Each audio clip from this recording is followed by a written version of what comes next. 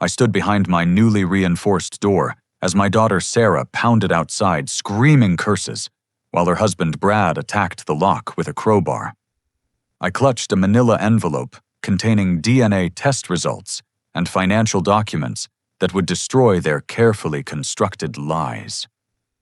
3 months ago, I discovered their plan to have me declared incompetent and steal my fortune. Now, as metal scraped against metal, I watched through the peephole, knowing that when that door opened, their lives would shatter forever. 6 months earlier, my life seemed as peaceful as any 68-year-old widower could hope for. My house in suburban Denver had been home for 35 years, where Margaret and I raised Sarah, where memories lived in every corner. After Margaret passed 2 years ago from cancer, the silence became my companion, not entirely unwelcome, but certainly profound. Then Sarah announced she and Brad were moving closer. "Dad, you shouldn't be alone," she said during one of our weekly phone calls. "The kids miss their grandpa, and we want to help take care of you." Her voice carried that sweet concern I remembered from when she was young, worried about an injured bird or a classmate who'd been mean to her.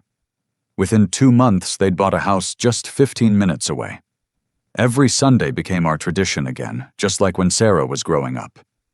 She'd arrive at 4 o'clock sharp with Brad and the kids, Emma and Tyler. The house would fill with voices and laughter, chasing away the quiet that had settled into the bones of the place.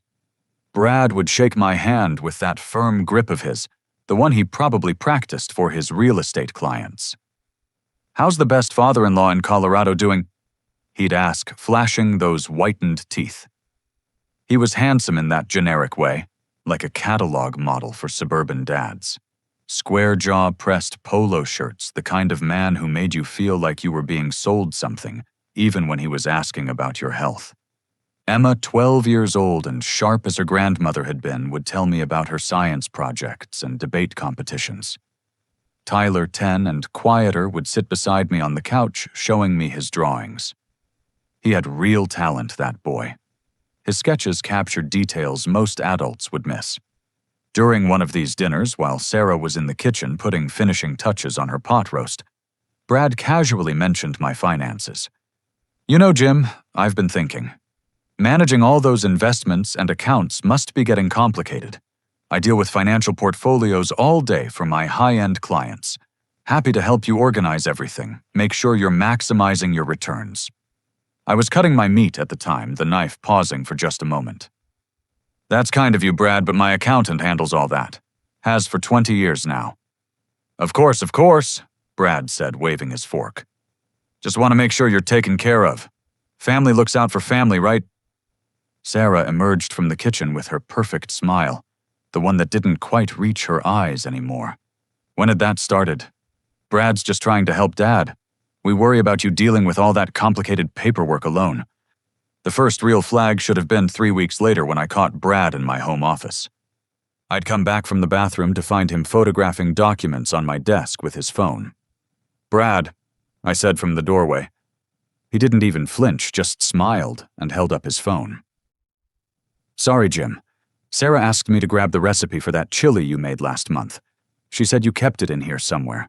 Just taking a picture so I wouldn't forget the measurements." The papers on my desk were bank statements. The chili recipe was magneted to the refrigerator where it had been for 15 years. "Found it," Sarah's voice called from the kitchen. "It was on the fridge, honey. Come help me with these dishes." Brad pocketed his phone and squeezed my shoulder as he passed. His hand felt cold through my shirt. The accident happened 4 weeks after that. I remember the Sunday dinner clearly because Sarah had made my favorite chicken parmesan. I was climbing the stairs to get photo albums Margaret had organized, wanting to show Emma pictures of her grandmother at the same age. The dizziness hit me like a wave, sudden and overwhelming. The banister slipped from my grip, and I tumbled backward. I woke up in the guest bedroom, Brad's concerned face hovering above me. "Don't move, Jim. You took quite a fall. I'm taking you to see Dr. Harrison." "The hospital is closer," I managed to say, my head throbbing. "Dr. Harrison is better," Brad insisted. "He's our family physician, knows our medical history. Sarah's already called ahead." The ride to Dr. Harrison's office was a blur. Sarah sat in the back with me, her hand on my shoulder, murmuring reassurances. The office was in a strip mall sandwiched between a nail salon and a tax preparation service. That should have been my second warning. Dr. Harrison was a thin man, with nervous hands and breath that smelled of stale coffee. He examined me with quick, perfunctory movements, shining a light in my eyes, and asking me to follow his finger. "Jim, I'm concerned," he said, pulling off his glasses to clean them. "At your age, sudden dizzy spells and falls can indicate the onset of cognitive decline. Early-stage dementia often presents this way." "Dementia," I repeated. "From one fall—" "It's not just the fall." Dr. Harrison continued glancing at Brad. "Your family has mentioned some concerning behaviors. Confusion, forgetfulness, leaving appliances on. What I haven't— Dad." Sarah interrupted her voice, gentle but firm.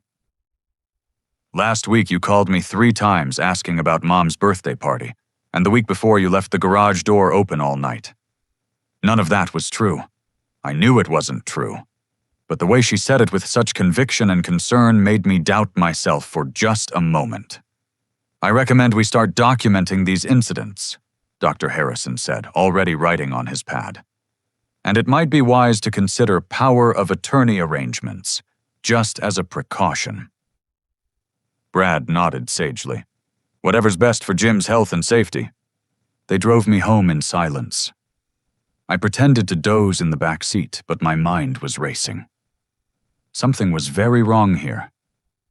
That night, after they'd left and the house was quiet again, I sat in Margaret's chair in our bedroom. Her reading glasses were still on the nightstand, and I picked them up, running my thumb over the frames. "What would you do, Maggie?" I whispered to the empty room. Then I heard it. Brad's voice, muffled but clear through the heating vent that connected to the guest bedroom below. "They must have come back thinking I was asleep. The old fool bought it completely," Brad was saying. "Harrison says 2 more documented incidents and we can file for conservatorship. That $3 million plus the house will set us up for life." Sarah's response was too quiet to hear, but Brad laughed, a sound like ice cracking. "Don't go soft on me now, babe. Your dad's had a good run. We're just ensuring our kid's future. Once he's in a facility who's going to question if his health declines, these places are overwhelmed. He'll be another confused old man who forgot his family." I sat in that chair until dawn, Margaret's glasses clutched in my hand, planning my next move. They wanted to play games with a confused old man. They had no idea who they were dealing with. I hadn't spent 30 years as a forensic accountant tracking down fraud for the FBI to be taken down by a 2-bit real estate agent and my own daughter. The war had begun, they just didn't know it yet. The morning after overhearing Brad's conversation, I drove to an electronics store 3 towns over. Paid cash for security cameras so small, they looked like shirt buttons. The young clerk showed me how to connect them to my phone, how to store footage in the cloud. Technology had certainly advanced since my FBI days. Installing them took patience. One in the living room hidden in a bookshelf between Margaret's collection of first editions. Another in the kitchen tucked behind the vintage clock she'd inherited from her mother. My office got 3 cameras, different angles to catch anyone who might rifle through my papers. I even put one in the medicine cabinet, remembering Brad's interest in my prescriptions during previous visits. While mounting the camera in the hallway, I thought about my career, about all those white-collar criminals who thought they were smarter than everyone else. They always made the same mistakes. Greed made them sloppy. Arrogance made them careless. Brad had both in abundance. I hadn't kept in close touch with many colleagues after retirement, but Frank Morrison was different. We'd worked the Pemberton embezzlement case together back in '98. When hedge fund managers tried to hide $40 million in offshore accounts, Frank and I traced every penny. He'd started his own private investigation firm after leaving the bureau. Jim Crawford. Frank's gravelly voice came through the phone. "Thought you'd forgotten my number." "Need your help, Frank. Confidential matter." We met at a diner halfway between our houses, the kind with cracked vinyl seats and coffee that could strip paint. Frank looked older, his hair completely gray now, but his eyes remained sharp as ever. "Someone's trying to take me down," I said after the waitress left our coffee. "My son-in-law, maybe my daughter too." Frank listened without interrupting as I laid out everything. The photographs of financial documents, the staged fall, Dr. Harrison's suspicious diagnosis, the overheard conversation. When I finished, he was already taking notes on a napkin. "Brad Stevenson, you said real estate agent. Works for Pinnacle Realty.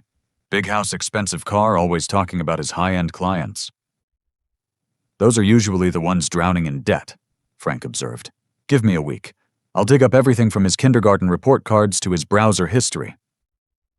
While Frank investigated, I started my own research. First, Dr. Harrison. A few hours online revealed he wasn't listed with the Colorado Medical Board. Deeper digging through archived news articles found a Dr. Gregory Harrison who'd lost his license in California 5 years ago. Insurance fraud, prescribing unnecessary treatments for kickbacks. The photograph in the article matched the nervous man who'd examined me. I documented everything meticulously, creating both digital and physical files. Old habits from my forensic days kicked in. Every piece of evidence cataloged, cross-referenced, backed up in multiple locations. If they wanted to claim I was losing my faculties, I'd show them just how sharp this old mind remained. The hidden cameras proved their worth during the next Sunday dinner. While Sarah kept me occupied in the living room, asking about my week with exaggerated interest, Brad excused himself to use the bathroom. The office camera caught him entering instead, making a beeline for my filing cabinet. He photographed bank statements, investment summaries, even my will. His fingers moved with practiced efficiency. Later, as Sarah served dessert, I watched her slip something into my coffee, while Brad distracted me with a story about a mansion he'd supposedly sold. The motion was smooth practiced. How long had this been going on? How many Sunday dinners had I spent, slightly drugged my own daughter, poisoning me by degrees? I didn't touch the coffee, claiming an upset stomach. Sarah's face showed a flicker of annoyance before resuming its concerned mask. Frank called 3 days later. "We need to meet, not the diner. Too public." We met at a park, walking trails, while he shared his findings. Brad Stevenson owed $400,000 to people you didn't want to owe money to. Not banks or credit cards, but the kind of lenders who broke fingers instead of filing paperwork. "Lost big in cryptocurrency," Frank explained. "Then tried to win it back through sports betting. Classic gambler's spiral. He's been juggling money between accounts, stealing from Peter to pay Paul. But here's the interesting part." Frank handed me a folder. Inside were photographs of Brad meeting with known criminals, men with records for extortion and violence. Timestamps showed these meetings happened just days before my fall. "There's more," Frank continued. "Dr. Gregory Harrison. He's Brad's cousin. Changed his name after losing his license, but it's definitely him. They've done this before Jim. Found 3 elderly clients of Brad's who died within a year of signing power of attorney documents. All their assets transferred to family members who'd recently become caregivers. My blood chilled despite the warm afternoon sun. This wasn't just about money. This was a murder conspiracy, and my daughter was part of it. "One more thing," Frank said, pulling out another document. "Brad Stevenson isn't legally married to your daughter." I stopped walking. "What?" "He married Jennifer Walsh in 2008 in Nevada. Never divorced. They have 3 kids together. He abandoned them 6 years ago, and she's been looking for him ever since." The betrayal cut deeper than I'd imagined. Not only was Brad planning to steal from me, possibly kill me, but my daughter's entire marriage was built on lies. Did she know? Was she a victim too, or a willing accomplice? That evening I sat at my computer and began transferring assets.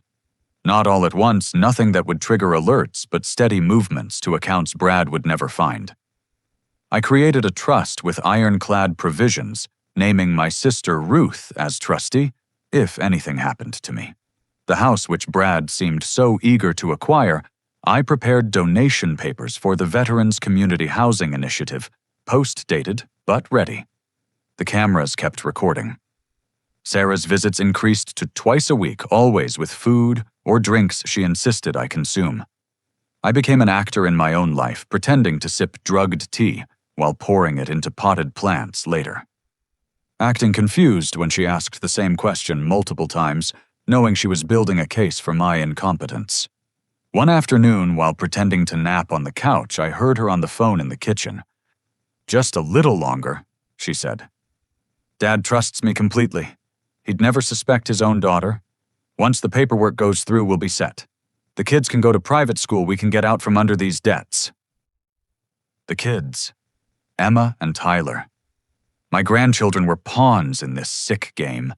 Did they know what their parents were planning? The thought of them visiting me in some facility, watching me fade away while their parents spent my money, made my stomach turn. I opened a new file on my computer, labeled it simply Evidence, and began compiling everything. Camera footage, financial records, Dr. Harrison's history, Brad's debts, the bigamy situation. Frank had given me contact information for Jennifer, Brad's real wife, but I wasn't ready to use that card yet. The next Sunday, something unexpected happened. Tyler asked to see my workshop in the garage, said he wanted to draw the tools for an art project. While I showed him my collection of vintage planes and saws, he suddenly hugged me tight. "I love you, Grandpa," he whispered, and I felt him slip something into my pocket. Later alone, I found a folded piece of paper. In Tyler's careful handwriting, "They think I'm asleep, but I hear them talking. They want to put you in a home and take your money. I've been recording them on my phone. Don't let them know you know. Love, Tyler."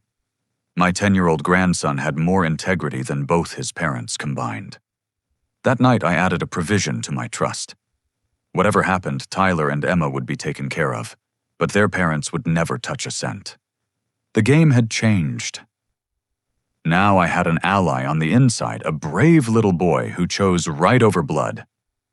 The cameras kept recording, Frank kept investigating, and I kept playing the confused old man while building an airtight case. They thought they were closing in on a helpless victim. Instead, they were walking into a trap years of investigative experience had prepared me to set. The only question now was how far they'd go before I sprang it shut. Playing the part of a declining old man required more acting skill than I'd ever needed during my FBI days. Method actors talk about becoming their characters, living inside their skins. I had to become someone losing grip on reality while maintaining perfect clarity in private. I started small. During Sarah's next visit, I called her Margaret twice, then looked confused when she corrected me. The flash of satisfaction in her eyes made my stomach turn, but I maintained the befuddled expression. "Sorry, sweetheart," I mumbled. "Don't know where my head goes sometimes." She patted my hand with false sympathy. "It's okay, Dad. These things happen at your age." At the grocery store, I made sure to be seen wandering the aisles looking lost when Brad supposedly happened to run into me.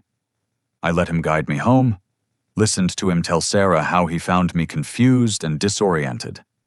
The cameras in my car recorded me driving there, perfectly fine parking normally, but they'd never think to check. What I didn't expect was how quickly Sarah would escalate once she believed my decline was real. The sedative doses in my food increased noticeably. The coffee she brought now had a bitter undertone even sugar couldn't mask. I developed a magician's sleight of hand, switching cups. When she wasn't looking, pouring liquids into the large fern Margaret had babied for 20 years. That plant had never been healthier, though I worried what those chemicals might do to it long term. The staged incidents became more elaborate. One Wednesday morning, I woke to the smell of gas and found all 4 burners on my stove turned to maximum unlit. Sarah arrived within minutes, Brad right behind her, both expressing shock and concern. "Dad, this is serious," Sarah said, shutting off the gas. "You could have killed yourself. The whole house could have exploded." The camera footage clearly showed Brad entering through the back door at 3 in the morning, but I played along, looking appropriately shaken and confused. They called the police to file a report establishing another official record of my dangerous behavior. Officer Daniel Peterson took notes while shooting concerned glances my way exactly as they'd planned. 2 nights later, the doorbell camera caught Brad again, this time wearing my clothes. He walked up and down the street at 2 in the morning, knocked on several neighbors' doors, then disappeared. By morning, Sarah was fielding calls about my midnight wandering. He seemed completely out of it, Mrs. Chen from next door told her. Kept asking for Margaret, saying he needed to pick her up from the hospital. Sarah's performance of the concerned daughter was Oscar-worthy. She even produced tears, dabbing at them with a tissue, while apologizing profusely for the disturbance. The insurance discovery happened by accident. I was searching for my original will in the basement filing cabinet when I found a folder that shouldn't have been there. Inside a $2 million life insurance policy taken out 6 months ago. My signature on the documents was forged but expertly done. The beneficiary, Sarah Marie Stevenson. I sat on the basement steps for a long time, staring at those papers. The house felt different now, sinister. Every corner could hide a threat. Every meal might be my last. They weren't just planning to institutionalize me. They were planning for my death. Frank's continued investigation revealed Brad's situation was more desperate than we'd thought. The $400,000 he owed came with a deadline now just 3 weeks away. The men he'd borrowed from had already broken his car windows as a warning. One of Frank's sources said Brad had been given a final ultimatum: pay in full, or face consequences that would make broken windows seem like a love tap. This explained the acceleration, the increasing risks they were taking. Desperation makes people reckless, and Brad was running out of time. I decided to give him hope. In my office, I created a folder labeled Offshore Accounts and filled it with convincing but completely fabricated documents showing $5 million in Caribbean banks. Account numbers, transaction histories, even fake correspondence with bank officials. My forensic accounting background made it easy to create believable forgeries. Then I waited. Brad took the bait during the next Sunday dinner. While Sarah distracted me with photo albums, he disappeared upstairs. The cameras caught him finding the folder, his eyes widening as he photographed every page. He was practically shaking with excitement. What touched me most during this period was Tyler. My grandson had become a 10-year-old spy, slipping me notes with overheard conversations, sending recordings to a secret email account I'd created. His latest intelligence was crucial. They planned to have me committed within the week. Mom told Dad they have a judge who'll sign anything for the right price. Tyler's recorded voice whispered. Said it's Brad's cousin or something. They're going to say Grandpa attacked Dad and that he's dangerous. Emma, I noticed, had grown quieter during visits. At 12, she understood more than Tyler saw the moral implications clearer. During one dinner, while her parents plotted in whispers they thought I couldn't hear, she squeezed my hand under the table. I know you're not sick, Grandpa, she said quietly. I see what they're doing. Sometimes people make bad choices, I told her carefully. Even people we love. Will you be okay? I squeezed back. I'll be fine, sweetheart. And so will you and Tyler, I promise. The commitment hearing was scheduled for the following Friday. Brad had everything arranged, the corrupt judge, false medical records, witnesses, ready to testify about my deteriorating condition. What they didn't know was that I'd been busy too. My attorney, Robert Sterling, had been my friend since before Margaret and I married. Retired now, but still sharp, he'd agreed to come out of retirement for this case. We met at his cabin, away from any possibility of surveillance. This is Big Jim, he said, reviewing the evidence. Conspiracy, attempted murder, elderly abuse, fraud, bigamy. We're talking serious federal charges. I want them stopped, but I'm thinking bigger. How many other elderly people are they doing this to? How many have already lost everything, maybe even their lives? Robert nodded slowly. You want to expose the whole ring? Every last one of them. He made calls to connections at the FBI, the District Attorney's Office, Adult Protective Services. The evidence was overwhelming, but we needed them caught in the act for maximum impact. The commitment hearing would be our stage. Meanwhile, I prepared for battle in my own way. I visited Dr. Patricia Morgan, a legitimate psychiatrist who'd evaluated numerous elderly victims of financial abuse. After comprehensive testing, she provided detailed documentation of my perfect cognitive function. "Whoever's trying to have you declared incompetent is in for a surprise," she said. "Your mental acuity is remarkable for any age." I also reached out to Jennifer Walsh Brad's legal wife. She cried when I explained the situation, not from sadness, but relief. "I knew he was alive," she said. "The child support stopped, but credit cards in his name kept showing charges. My kids ask about their father, and I never knew what to tell them." "Would you be willing to testify?" I asked. "I'll do whatever it takes. He destroyed our family, and now he's trying to destroy yours. It ends now." The week leading to the hearing felt like the calm before a storm. Sarah increased her visits, her fake concern reaching new heights. She brought Dr. Harrison to examine me at home, and I gave them the performance they expected. Confused responses, momentary blanks, calling Brad by the wrong name. "It's worse than I thought," Harrison told Sarah loud enough for me to hear. "Classic rapid onset dementia. He needs constant supervision."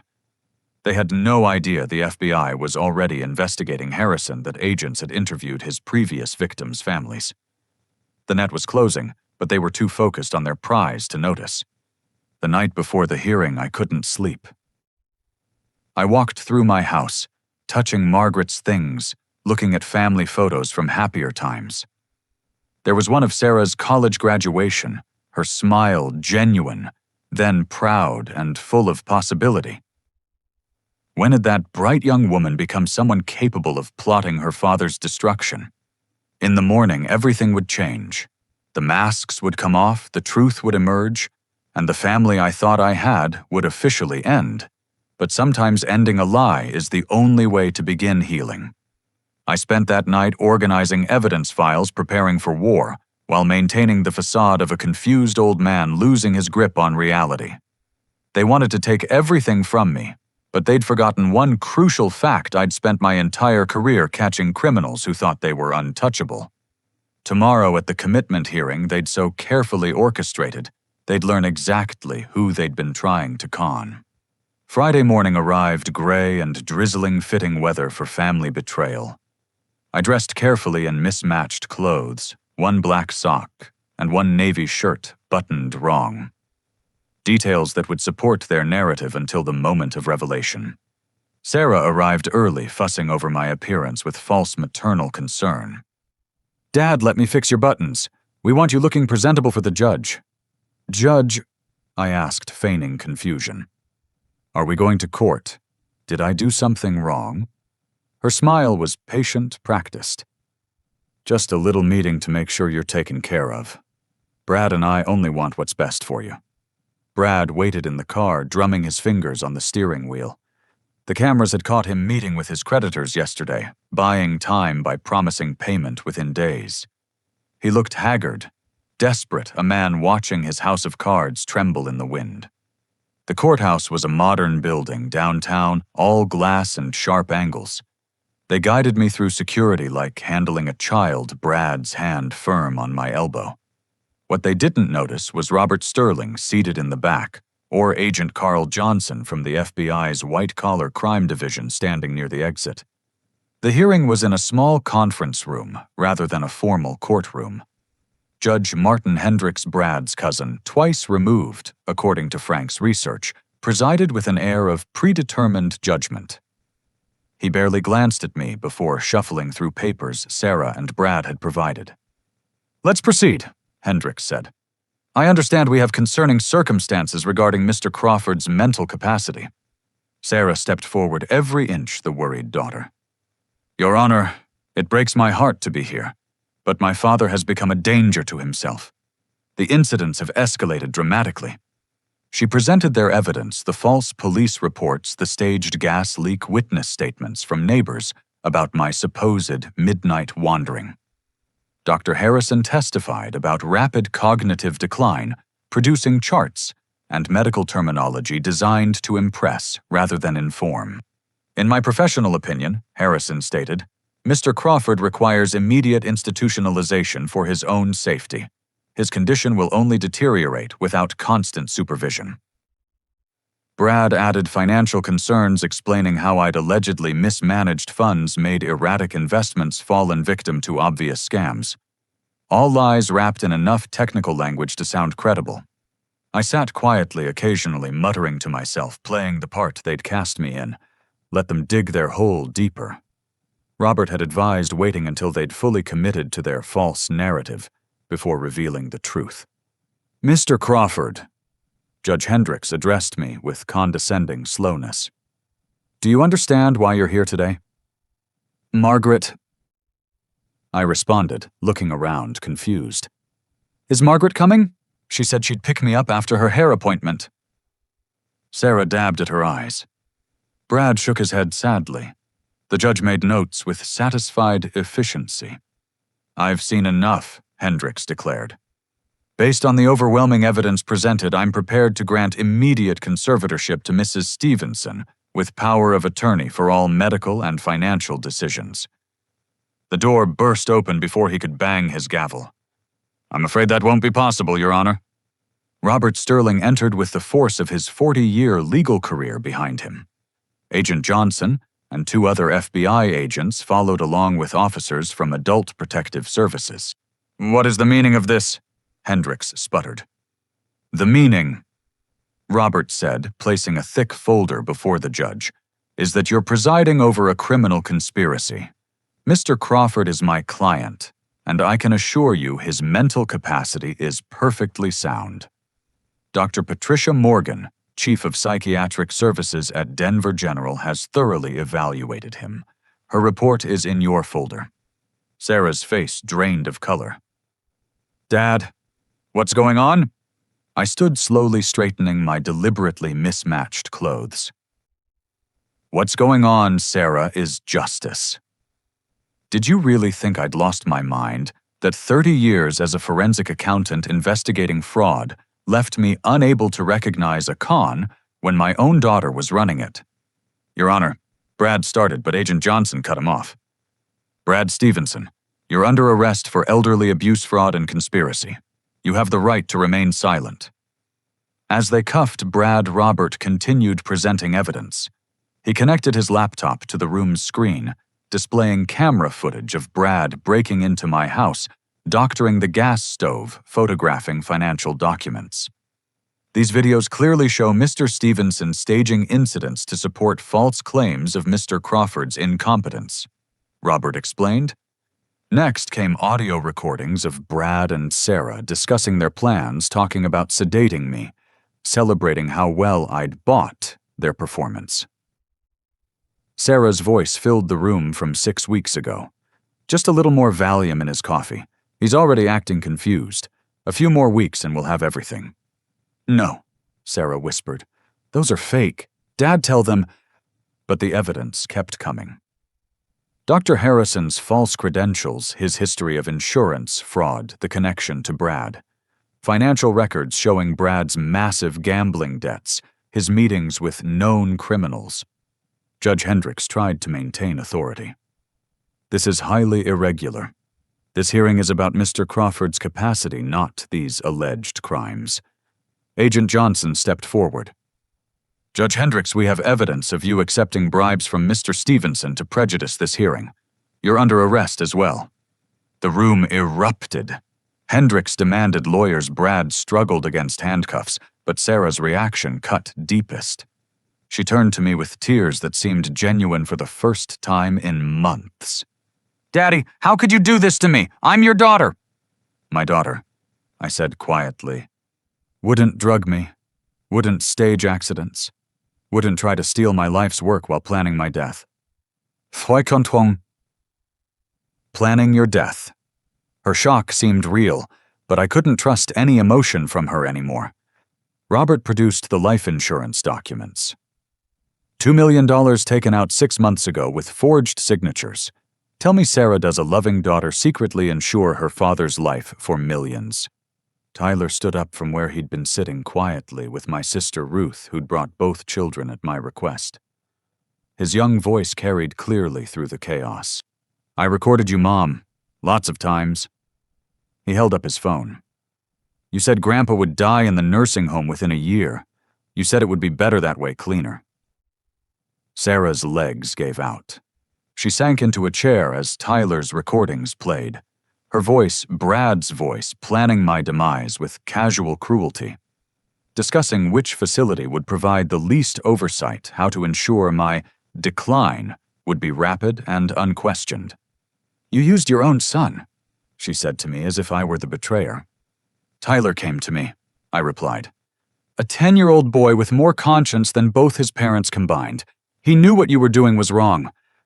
Emma stood then 12 years old, but carrying herself with devastating dignity. We heard everything, Mom. Did you think we were stupid? Did you think we'd choose money over Grandpa? Agent Johnson finished arresting the conspirators, while Robert presented one final piece of evidence. Your Honor, or should I say Mr. Hendricks, since your judgeship is about to be revoked, there's one more matter. Mr. Stevenson's marriage to Mrs. Stevenson is fraudulent. He's still legally married to Jennifer Walsh. The conference room doors opened again. Jennifer entered with 3 children teenagers who looked enough like Brad to remove any doubt of paternity. Hello, Brad, Jennifer said calmly. The kids wanted to see their father one more time before he goes to prison. Sarah's world built on lies and greed collapsed entirely. She learned her marriage was void, her husband a bigamist, her father aware of every deception. The money she'd schemed for didn't exist, those offshore accounts, mere fiction I'd created as bait. As they led the conspirators away, Tyler and Emma came to stand beside me. Ruth put her hand on my shoulder, steady and supportive, as she'd always been. You did the right thing, she said. Did I watched Sarah being placed in a police car, saw her looking back with eyes that held too many emotions to decipher. She's still my daughter. No, Emma said firmly. She stopped being your daughter when she decided your money mattered more than your life. The courthouse drama wasn't over. More arrests would come as the investigation expanded. Brad's network included 6 other elderly victims, 2 of whom hadn't survived their ordeals. Dr. Harrison would face multiple charges across state lines. Judge Hendricks would be disbarred and imprisoned. But in that moment, standing with the family members who'd chosen love over greed, I felt something I hadn't experienced since discovering the plot against me, peace. Not complete, not without sorrow, but peace nonetheless. They'd wanted to destroy a confused old man. Instead, they'd awakened a federal investigator who'd spent decades bringing down criminals far smarter than they'd ever be. The trap had sprung perfectly, catching every conspirator in its teeth. Justice tasted bitter when served to your own blood, but it was still justice. And sometimes that's all we can hope for when family becomes the enemy. 3 days after the hearing, I changed every lock in my house. Industrial-grade deadbolts, reinforced strike plates, security bars for the sliding doors. My home had become a fortress, but fortresses only work if you maintain vigilance. Tyler and Emma were safely with Ruth in Maine. She'd taken temporary guardianship while the legal system sorted through the wreckage of their parents' crimes. The kids needed distance from the drama time to process how their world had shattered and reformed. I spent those days organizing evidence for the expanding investigation.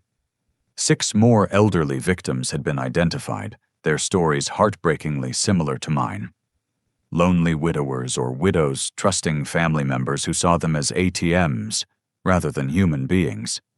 2 hadn't survived to see justice, but their families would. The doorbell rang at 3 that Sunday afternoon. Through the new security camera system, I saw Sarah on my porch. She looked different. Hair unwashed, clothes wrinkled, the polished suburban mother facade stripped away. Behind her, Brad paced the driveway, phone pressed to his ear. "Dad, please," Sarah called through the door. "We need to talk. This is all a misunderstanding. I remained silent, watching through the monitor as her frustration grew. She'd been released on bail pending trial. Brad, too, though I'd heard his creditors weren't respecting legal niceties. A man with a broken nose and fear in his eyes suggested some debts had already been partially collected. "I know you're in there," Sarah's voice rose. "This is still my house, too. I grew up here." Through the cameras, I watched her try her old key, jerking it uselessly in the new lock. Her face contorted with rage when it wouldn't turn. "You changed the locks on your own daughter." She began pounding on the door. "Open up. We need to discuss this like adults." The pounding intensified. She kicked the door, screamed profanities I'd never heard her use. The elegant daughter who'd served Sunday dinners with practiced smiles had been replaced by someone I didn't recognize. "You owe me," she screamed. 20 years of my life taking care of you and Mom. 20 years of being the perfect daughter. That money is mine." Neighbors emerged from their houses. Mrs. Chen stood on her lawn with her phone out recording. Others watched from windows. Sarah's public breakdown was being documented by dozens of witnesses. Brad finished his call and approached his face dark with fury. "He's not coming out. We'll have to go in." "How?" Sarah snarled. "The bastard changed everything." "I've got tools in the truck." Brad jogged to his vehicle, returning with a crowbar. "If he wants to play games, we'll show him who he's messing with." They didn't realize I'd moved past games into checkmate. Sarah's descent into rage was complete. She shrieked about her inheritance, about years of sacrifice, about ungrateful fathers who hoarded wealth while their children struggled. The fiction she'd created to justify her actions poured out for the entire neighborhood to witness. "Mom wanted me to have everything," she screamed. "She told me before she died, said you were too stubborn to see reason." Margaret had said no such thing. Her last words had been about love, about taking care of each other, about the grandchildren. But Sarah had rewritten history to suit her narrative. Brad attacked the door with the crowbar. Metal scraped against metal as he worked at the deadbolt. The reinforced steel held, but he kept trying, muscles straining with desperate fury. "Come on, you piece of garbage!" he muttered, leveraging his full weight. Inside, I stood calm and ready. Every room had been prepared for this moment. If they wanted to see what lay behind my doors, I'd arranged quite the exhibition. The lock finally gave way with a shriek of metal. Brad stumbled through crowbar, raised like a weapon. Sarah pushed past him, her eyes wild with triumph.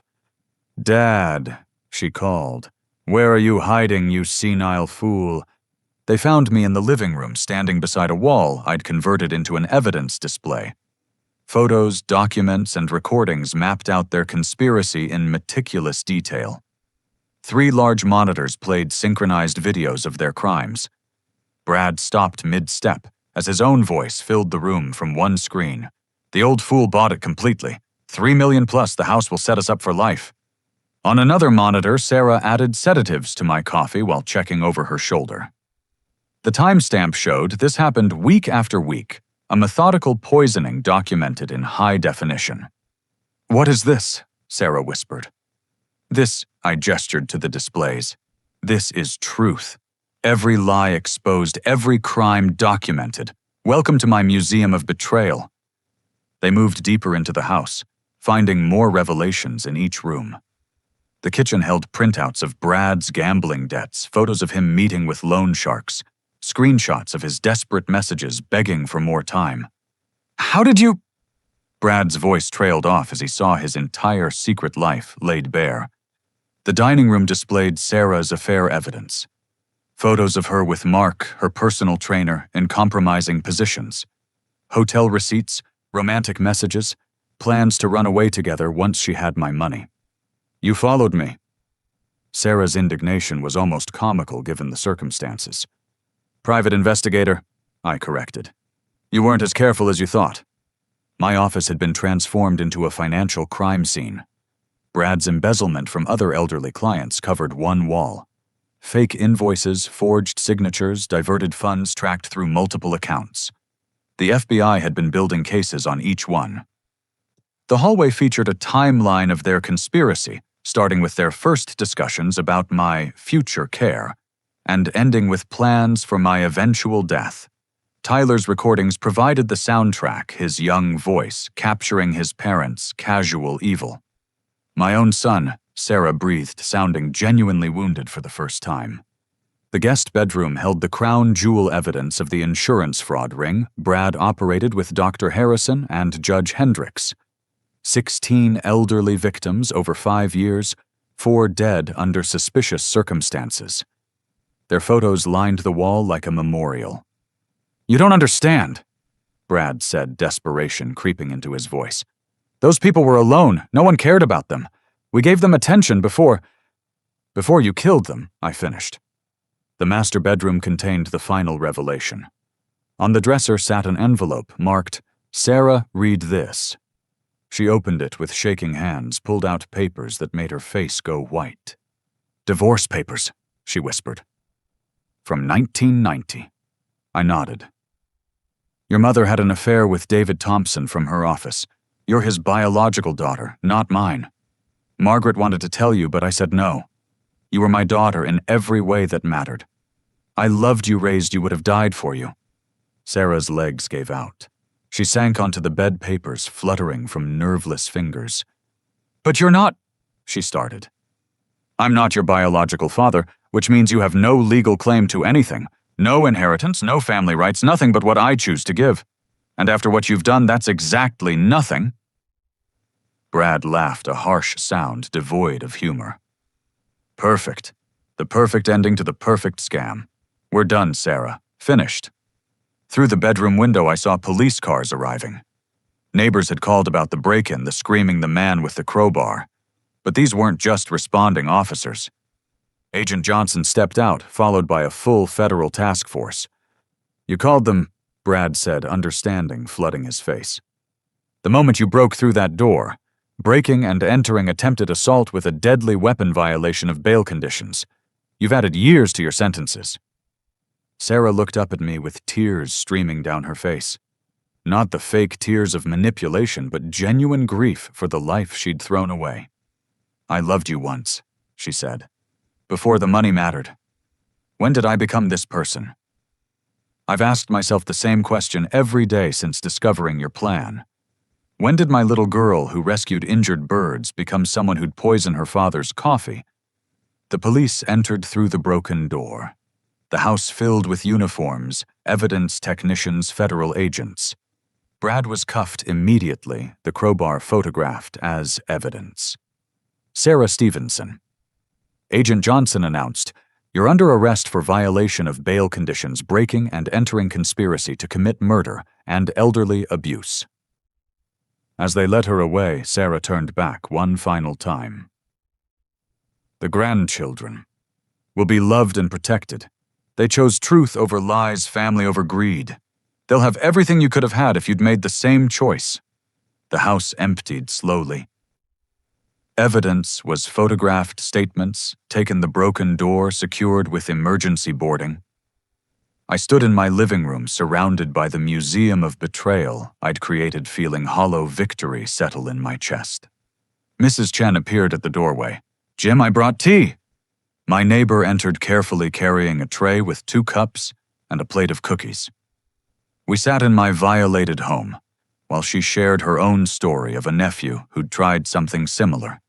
"Family betrayal cuts deepest," she said simply. "But you survived. That matters." As evening fell, I began taking down the evidence displays. The war was won, justice served, but the battlefield was my home.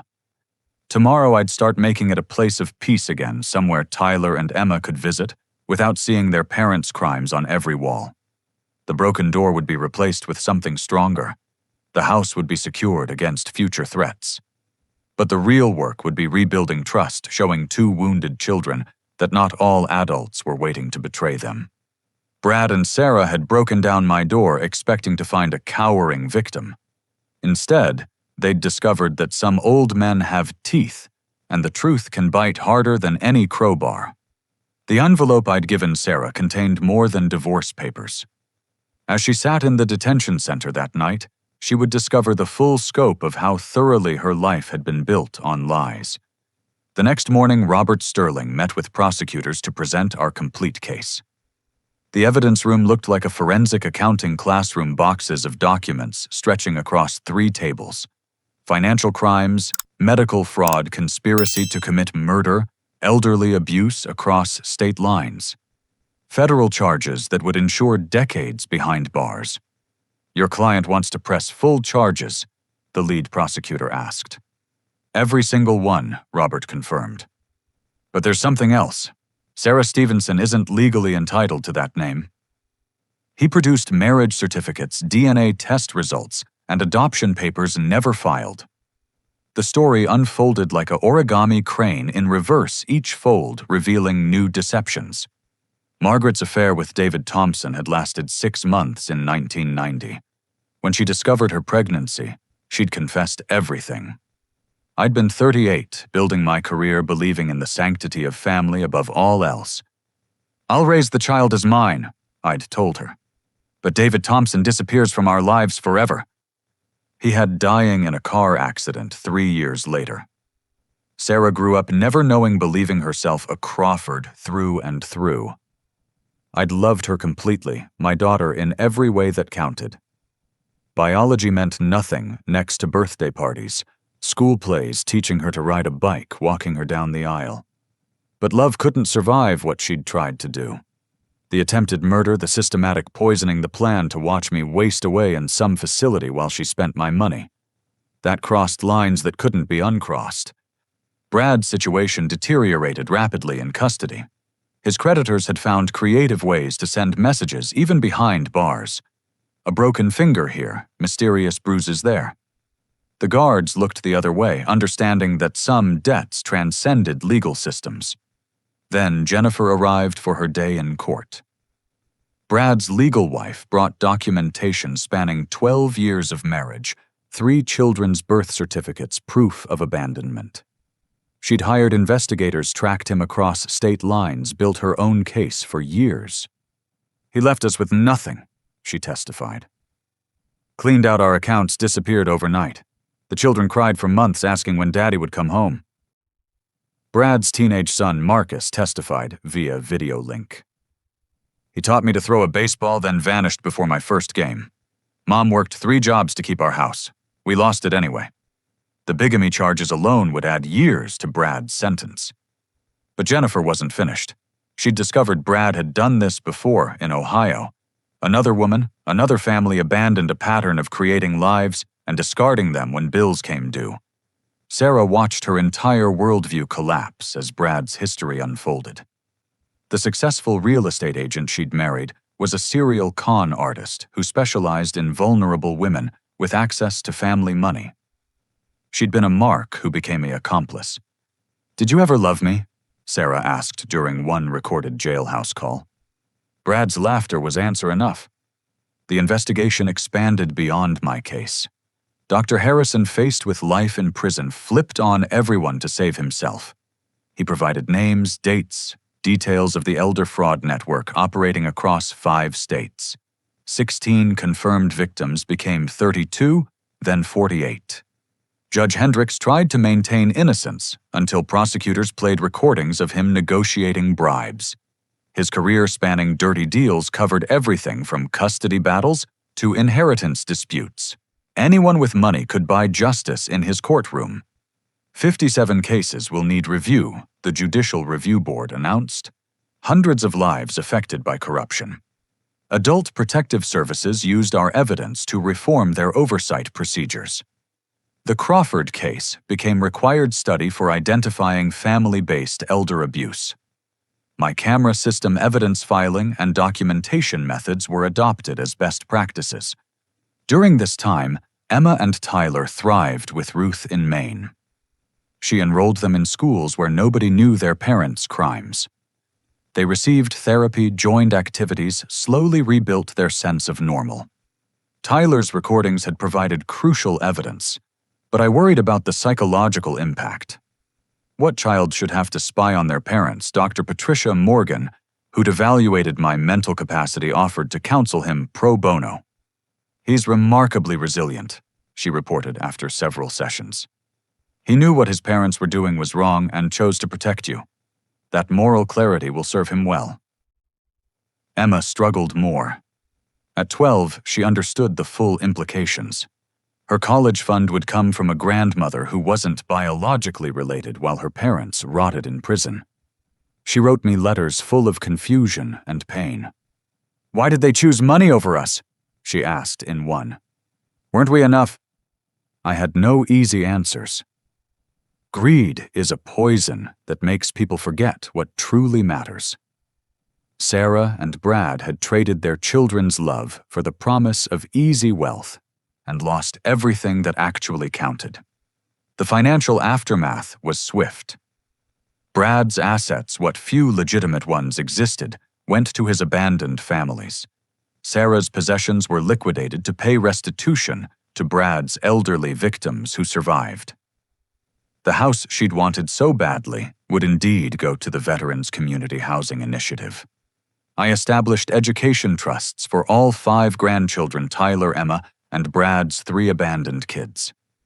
They'd have college-funded therapy, covered a chance at lives untainted by their parents' crimes. Jennifer wept when I told her the first tears of relief she'd shed in years. "Why would you do this for my children?" she asked. "Brad destroyed your family too." "Because children shouldn't pay for their parents' sins," I replied. "And because it's what Margaret would have wanted." The media caught wind of the story. "Daughter attempts to murder. Father for inheritance" made sensational headlines. Reporters camped outside my house until I hired security. Everyone wanted interviews with the old man who'd outwitted his would-be killers. I declined them all. This wasn't entertainment. It was tragedy dressed as justice. 3 months into the legal proceedings, Sarah sent a letter from prison. Her handwriting looked shaky, like an old woman's rather than someone in her 40s. "I know you won't forgive me," she wrote. I wouldn't forgive me. But I need you to know that somewhere inside this person I became your daughter still exists. The one who loved you. The one who made you Father's Day cards and promised to take care of you when you got old. I'm sorry I killed her with my greed. I read it once, then filed it with the evidence. Apologies couldn't resurrect trust any more than money could buy love. The trials proceeded efficiently. Brad received 35 years for the combined federal charges. Sarah got 25. Dr. Harrison got 20. Judge Hendricks received 18 years and permanent disbarment.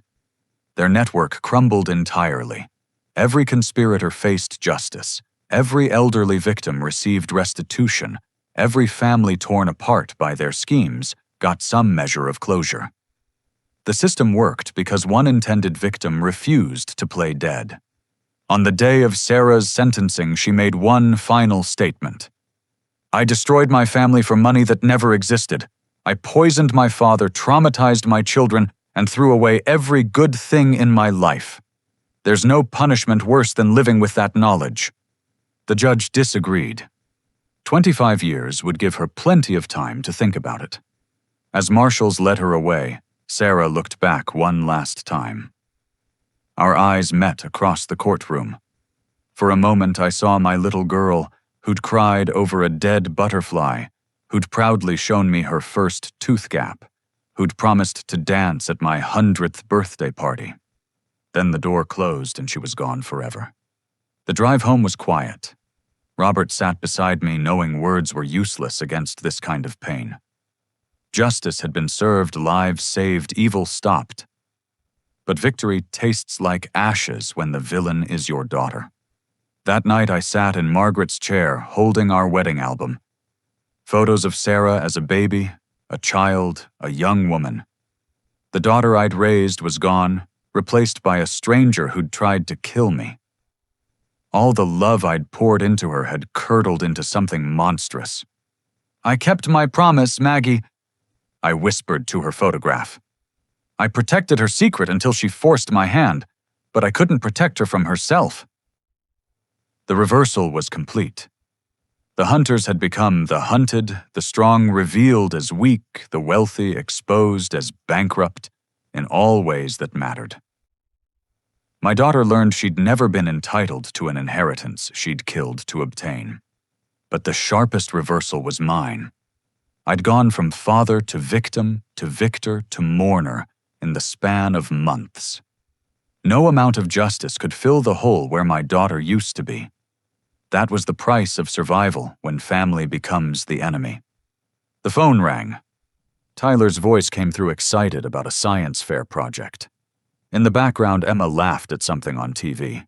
They were healing, finding joy again despite everything. Maybe that was reversal enough. From the ashes of one family, another grew. Built on truth instead of lies, choice instead of blood, love instead of greed. Margaret would have liked that. She always believed broken things could be remade stronger. I hoped she was right. 6 months after the trials ended, I testified before Congress about elder financial abuse. The hearing room was packed with advocates, journalists, and survivors. My testimony helped pass the Elderly Protection Act, establishing federal oversight for conservatorship proceedings and mandatory backgrounds checks for all parties involved. How many victims never get justice? Senator Patricia Walsh asked during the hearing. For every case like mine that ends with convictions, dozens of seniors lose everything in silence, I replied. They're isolated, ashamed, unable to fight back against family members they trust. This legislation could save thousands. The Margaret Foundation launched 2 weeks later. Using my fortune, the one Sarah had tried to steal, I established a non-profit dedicated to protecting elderly victims of financial abuse. We funded legal representation, private investigations, and safe housing for seniors escaping dangerous situations. Frank Morrison came out of retirement to run our investigative division. Couldn't let you have all the fun, he said, setting up his office next to mine. Dr. Patricia Morgan joined as our psychological services director. She developed screening tools to identify elderly victims early before the damage became irreversible. Her presentations to medical professionals spread awareness through hospitals and clinics nationwide. The Foundation's first major case involved an 85-year-old widow whose son-in-law was systematically draining her accounts. Our team documented the theft, provided legal counsel, and helped her reclaim $600,000. Watching her cry with relief reminded me why this work mattered. Tyler and Emma visited monthly, their healing evident in small ways. Tyler had started a YouTube channel called Kids Against Elder Abuse, sharing his story to help other children recognize warning signs. His first video went viral, garnering 3 million views and thousands of comments from kids in similar situations. Grandpa, someone in Australia said my video saved their grandmother, he told me proudly during one visit. Emma channeled her pain differently. At 13, she'd written a book proposal about surviving parental betrayal. Publishers showed interest, but she wanted to wait until she was older, more healed, ready to help others process similar trauma. Mom chose money over us, she said during one of our walks. I choose meaning over money. Does that make sense? It made perfect sense. She'd learned what her mother never grasped. Wealth means nothing without worthy purposes. They lived primarily with Ruth, but spent summers with me. We established new traditions untainted by the past. Fishing trips where we barely caught anything but laughed constantly.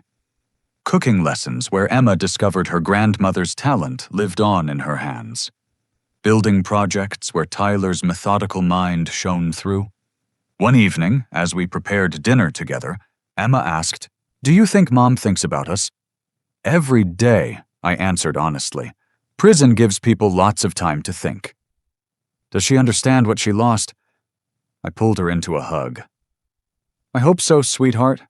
I really hope so." Sarah had written several letters from prison. I read them but didn't respond. She was receiving therapy, taking accountability classes, working in the prison library. Her letters showed genuine growth, But trust once shattered can't be glued back together with words. Brad's story ended differently. Unable to handle prison life, especially with creditors' friends inside, he'd attempted suicide twice. He survived but emerged broken-aged decades in months.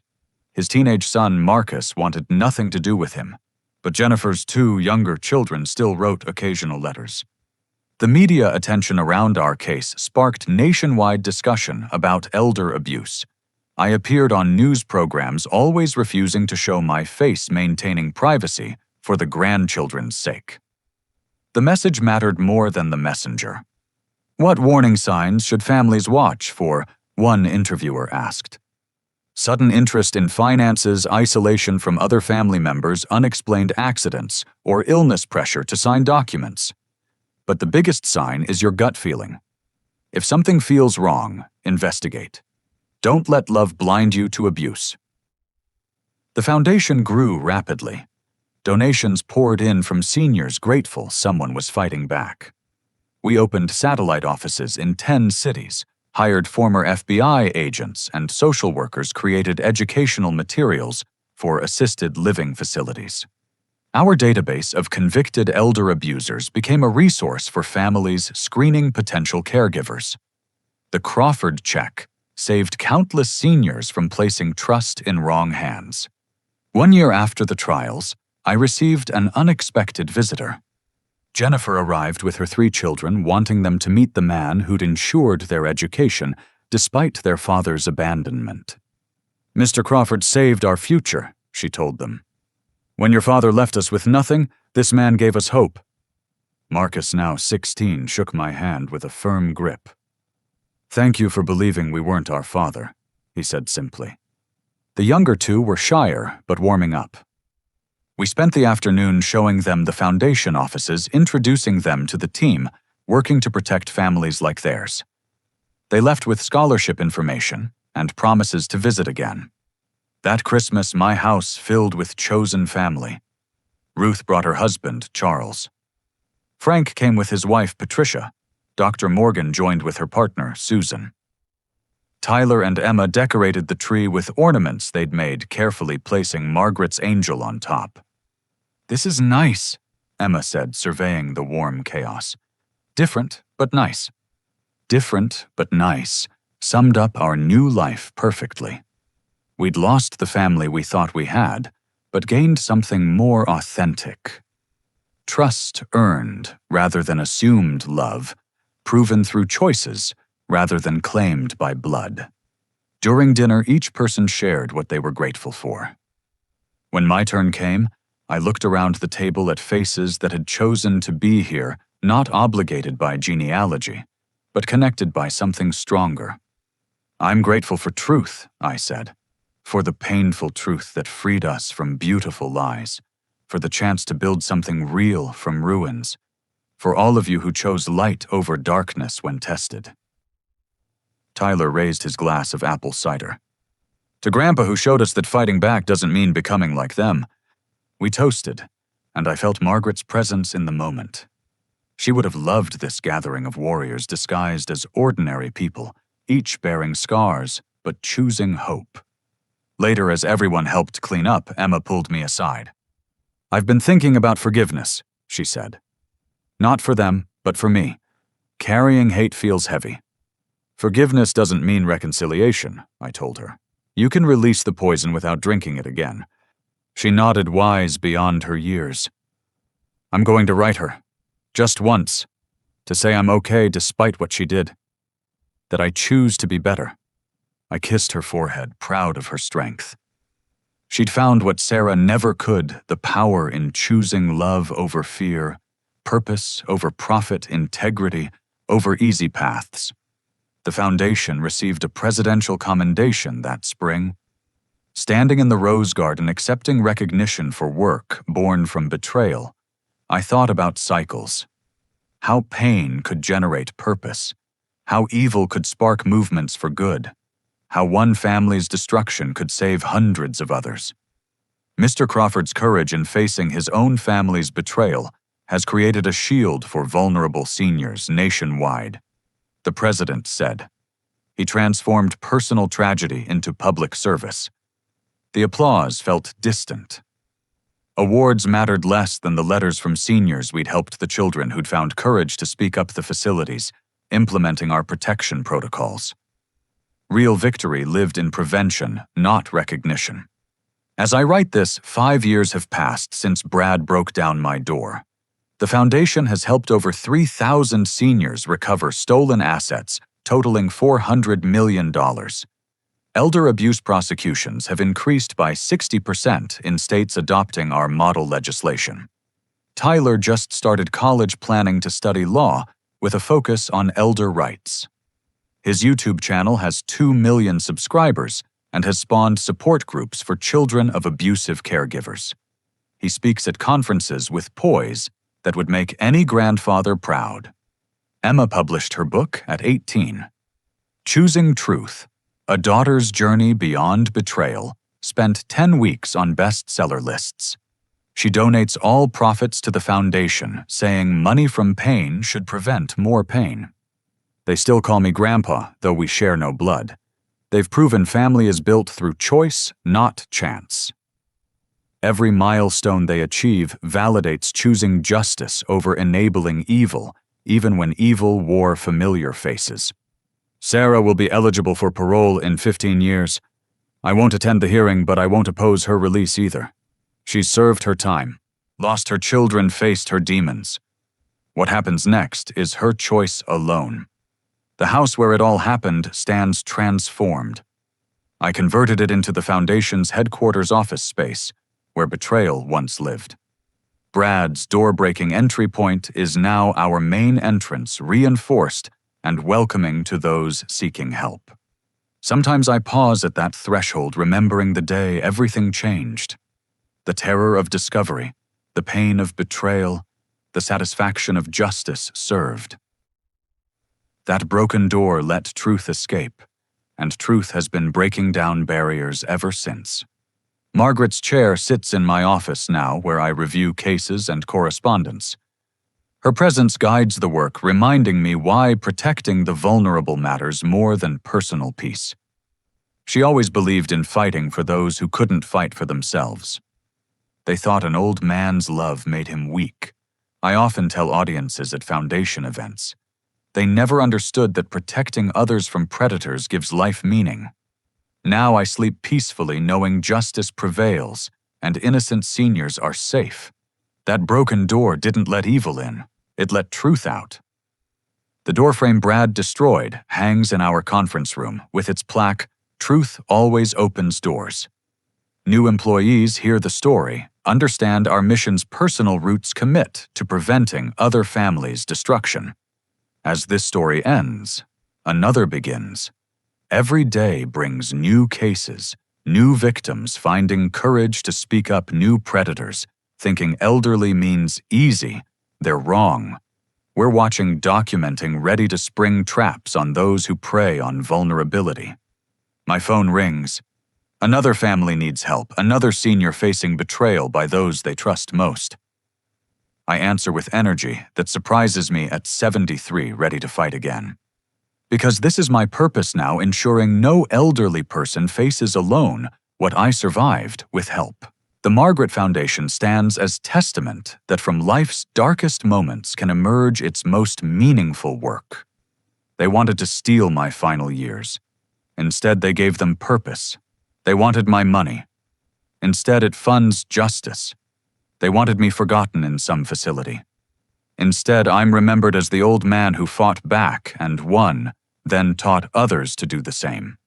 That's the ultimate reversal, the justice that satisfies most deeply. Evil intended to destroy created good that endures. A family's betrayal sparked a movement protecting families everywhere. An old man's story became young people's inspiration to choose integrity over easy wrong. Margaret would be proud.